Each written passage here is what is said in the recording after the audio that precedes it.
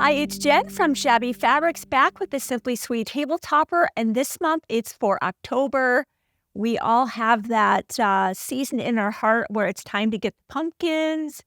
Again, that farm you might have heard me talk about, Green Bluff, they do the apples, and then the pumpkins are out in the field, and you know that's the next month's trip. And we go up there. I've been doing that since my kids were little, and it's just a lot of fun to pick our own pumpkins. So as we look at this one, the gingham, the different oranges, the vines, a lot of fun. This one is really fun to display, and I couldn't resist. This is the center of this is actually a collection from BERNINA years ago called Sienna. We keep printing that exclusively for Shabby Fabrics. I love this fabric, and that's why that's the center of this one. I couldn't decide between the orange and the brown, so you get both of those. So just as you would suspect, your kit has all of this inside there, including these wonderful beads. You don't have to go out and find these things. I know how that's becoming harder and harder to do. And with the price of gas, it's expensive just to take a trip to any store to see if they might have what you need. So pick up the kit. And as well as all of these other kits, it's lovely when you can just have them in your stash, even if you don't even make them till next year. You know what that does for you?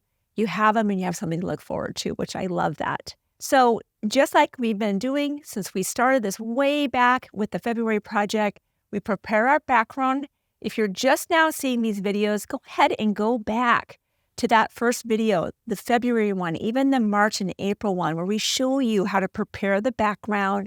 And we go through all of the steps with that, as well as machine, applique, and just some basic hand embroidery stitches. This time, as we look at our project, what's different about this one is that while we do have some simple backstitching in there, notice that our lazy daisy is a little bit thicker than our normal lazy daisy, and that's because those pumpkin leaves are denser, they're bigger ones.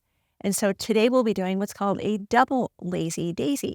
So just like we've done in the past, we go ahead and get our diagram, tape those two pages together, cut around the scallops until you have this here. And our first step will be to trace that embroidery onto our project. I've left the fusible webbing on the back of this project. It gives it a little bit more stability. So when I am doing that embroidery, it's not so floppy in my hands. There's something to hang on to. I would recommend you don't use a hoop with this. With larger projects, cross-stitch, larger hand embroidery, I use a hoop, but not with this project. So first thing, as I said, we turn our light box on, and I'm going to turn mine up just a little bit more. This is the wafer 2 light box. I love if that brightness is not enough, I can turn that up or down to suit my needs and the amount of ambient light in the room. It makes it so easy to be able to trace on.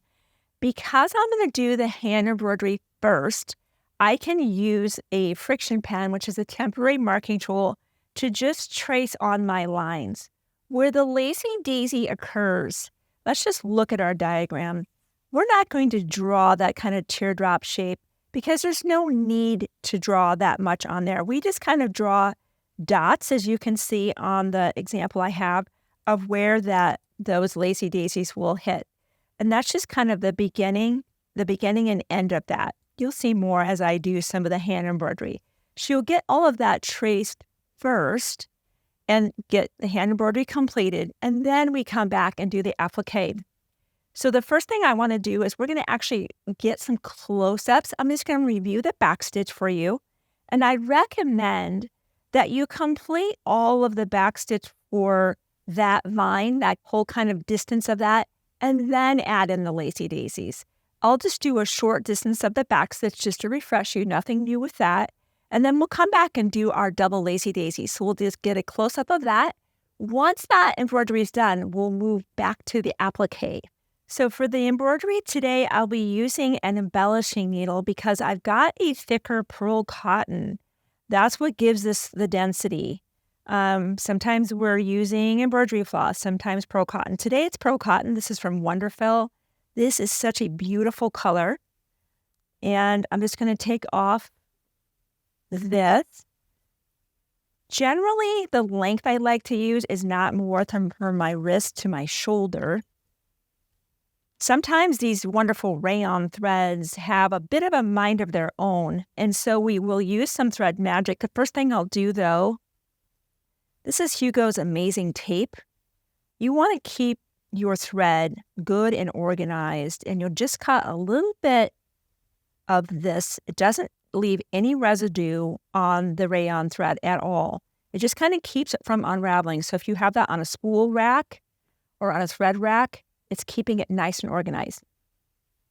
Thread magic is your friend because you can see this kind of has already a little bit of a mind of its own. It has the memory of the spool, the twist. But as I run this through, notice how that twist is going away, reducing the likelihood of tangling. One of these tiny little pots, I guess I'd call them, of thread magic is going to last you a very, very long time. I'll thread my needle. If you have any problems with that, I do sometimes. My eyes are not what they used to be when I was 20-something. I can use that Clover needle threader. Works great. Just pop it in, bring your whatever thread you're using through, and you're on your way. So we'll knot this at the end, and we'll get started. As I mentioned, you could do the lazy daisies along the way. I would backstitch the whole thing and come back and do the lazy daisies.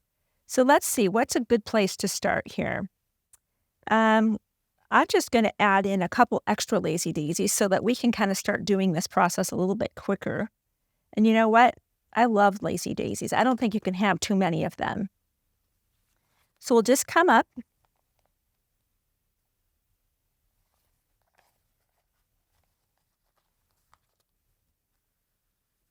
And we will come down, right, splitting that line. That's the goal every single time.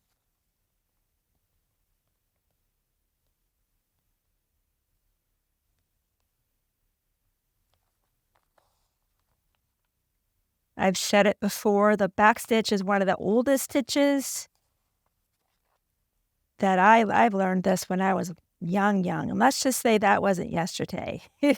It's been out there a long time. So has the lacy daisy, but the double lacy daisy is new to me. This was Tammy's finding, so she was showing me some tips and techniques that I'll be showing you here in just a moment. But first, let's go ahead and stitch past our point. I want to get well past that so we can just focus on that double lazy daisy. You could certainly do just a single lazy daisy, but I know, in fact, I've got some pumpkins in my garden right now, and those leaves, they're big and they're dense. So I think this was a smart idea on Tammy's part to think about a double lazy daisy to kind of bulk out that just a little bit more. So I'm just going to stitch that here. And of course, I would continue on, tie off, and come back. So let's pretend we just came back. So the idea of the double, let's look at this. If we know that we want the double, or we want one here and another one, the smaller one, let's just pretend, the smaller one is here, and the bigger one will be back here. That's what we're going to do. We're going to go just a little bit short of that dot for the first one. We'll come back in the same spot and come out just to the outside of that. That's what we're going for. So when you do lazy daisies, lots of fun with these. You want to keep control of the thread. Be the boss of your thread, as Tammy says. We're going to make our loop and come back in. Notice I've trapped the thread. I'm in control of the thread now. And remember how I said we're going to come just inside of that dot? Okay, we have a loop there. We're going to catch it. And we'll come down on the other side of that. Now, we come back up where we started, trap that thread, Trying to do this so my hands are out of the way so you can see this. Now we're out here.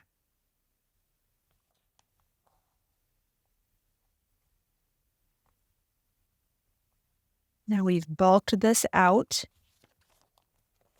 Thumb is in the way, trying to trap that. See how that's thicker? Let me do another one, trying to keep my fingers out of the way. Let's just pretend we want lots of that.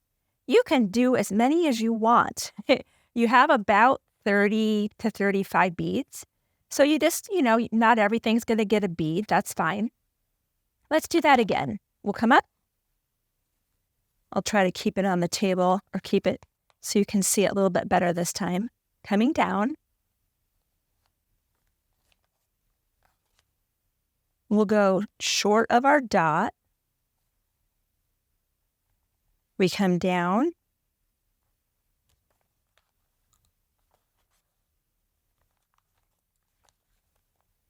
Back up where we started.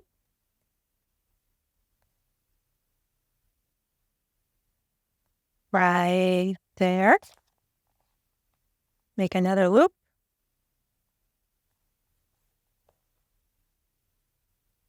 This time we're going to be out here. Oh, maybe about out there.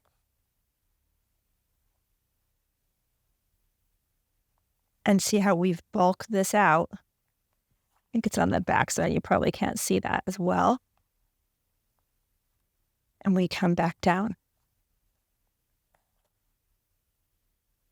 See how that's created a density much thicker than a normal lazy daisy. Now let's say the next one's not till here. What we do, we call it fishing underneath. So if you've got your back stitch established and you want to go from here to here and you're worried about that thread showing, basically what we do, and I'll kind of show it to you here, you just kind of fish this through on the back side to travel where you want to go to your next place. See how that keeps that thread underneath a place that was already stitched versus you just taking a jump. That's what we call fishing through. And once you're done, of course, you're just going to tie off as you normally would, once and twice. So that's all there is to that. Super fun. Really, really fun project. Okay, we'll come back to the front and let's just talk about our appliqué as we work to finish up our project. After all of your embroidery is complete, now it's time to do the appliqué. That's my favorite part, of course. I love working with all the different fabrics. We've pre-assembled some of our little pumpkin units, but I want to show you how fun it is to be able to do this in conjunction with the appliqué mat. So this is one of the reasons you love our kits, right? You're not tracing all these pumpkins and stems and leaves. We've done that for you. Simply fold that edge back. We remove our paper from our piece. And I've done that with the other elements. And we're just going to be making our individual sections and bringing them all together. This is the appliqué mat. This came on the market a few years back. This, in my mind, is the best appliqué mat for cotton, wool, and anything I've ever used. It's amazing. We've had this for years now. So how this works is we have our iron on a medium heat. If you've been watching this series, you're like, I already know, Jen, but maybe you're not. Maybe it's your first time. Maybe pumpkins are what you love, and you're like, okay, finally, I give. I'm going to do it. So what we'll do is, as you can see, that stem is behind. So that piece will go down first, followed by the bigger portion of the pumpkin, the middle, and then the leaf. So we use our appliqué mat to kind of quilt through this by looking through at the image of the project beneath, kind of like almost like a quilt by numbers, like we used to do when we were kids with paint by numbers. And now the stem, we move that over to our pressing mat on medium heat. We're just ironing that all together. So much fun. Some of the fabrics in your kit, that green leaf that has a swirl on it is a Moda fabric. That fabric has since been discontinued for Moda, so you're getting a very special fabric in there. There's just something about that olivey color with the green, the swirl, that to me just says fall. So this very lovely fabric here is in your kit. So that's a great example of down the road, if I recolor this and use different fabrics, you can know that fabric, sadly, will not be in your kit. That's one of the reasons to get these kits is you're going to be assured to get those fabrics, those embellishments, exactly what you're seeing. Once this is cooled down, this is the magic of the appliqué mat, is 4 pieces just became 1. It's such a fun thing to do. You, of course, do all of your pumpkins the same way. You'll bring back your diagram, turn your light box on, get everything lined up. And then, of course, you're laying out your pumpkins everywhere you want them to be. And you know the drill, right? Now you're just laying everything out, bringing this onto the background, ironing everything down, and now you'll take your prepared background, iron. This is when we finally remove this. Now we remove that, iron that down to the background, and this is where the beautiful thread comes in. I love this thread set. So you have 4 50-weight threads, and you have 1 12-weight, and that 12-weight is to do that very special stitching right around the center and around the perimeter. It just makes it look so embossed. And of course, using the thread that coordinates just sets this off in a way that's unbelievable. It's so pretty. Like we've done with the beads before, you'll just get a lighter kind of weight needle. We've got the Richard Hemming size 4. We just grabbed our orange thread from our orange thread set. And just as we talked about kind of fishing that through, you would simply, I'll just pretend like that is already stitched down. You would just come up like you would suspect. I like to put the beads, I like to put them in a bowl just for reasons just like that. They do spill. We put a couple extra beads in your kit. We call them refrigerator beads here. So that way, I've had this literally happen in my kitchen where they kind of roll under the refrigerator and you're like, gone forever.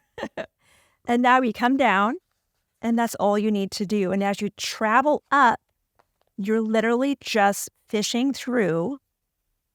You're kind of just traveling through to, again, hide that thread. You'll anchor your next bead, so on and so forth, and tie off. So this one is near and dear to my heart. It always, every time I get to go up and do something with my family, it's just something extra special to me. So be sure to pick up these kits. I mentioned it before. I'll say it again. I always hate getting those emails. So like, I wish I'd bought it then. And I'm like, I can't make more. So if you haven't picked up the rest of the kits and their associated thread sets, be sure to do that, subscribe, and I'll see you next month as we continue our Simply Sweet Table Topper series with November. I'll see you then.